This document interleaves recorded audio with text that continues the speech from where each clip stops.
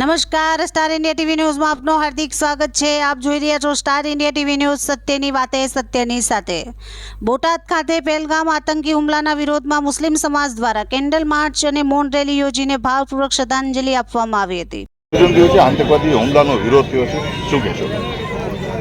हम सब मुस्लिम समाज की तरफ से यहाँ पर जमा हुए हैं और जमा होने का मकसद ये है कि कुछ दिनों पहले कश्मीर के अंदर जो आतंकवादी हमला हुआ है, ये जो हमला हुआ है हमारे देश के दिल पर हमला हुआ है, हमारे देश की एकता पर हमला हुआ है, अखंडता पर हमला हुआ है।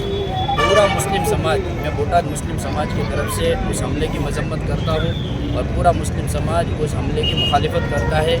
ये दहशतगर्दाना हमला जो हुआ है ये इंसानियत से बाहर का काम है, ये जिसने भी किया है ये दरिंदगी वाला काम है। हम सब उसकी मजम्मत करते हैं, उसकी मुखालिफत करते हैं। खास करके जो केंद्र सरकार है उसके पास आप क्या मांग करते हैं?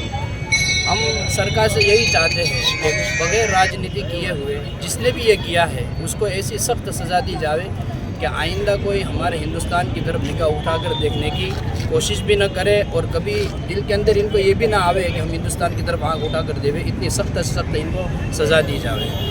બોટાદ શહેરના જ્યોતિર્ગ્રામ સર્કલ ખાતે મુસ્લિમ સમાજના લોકો દ્વારા હિન્દુસ્તાન જિંદાબાદ, પાકિસ્તાન મુર્દાબાદના નારા લગાવ્યા હતા।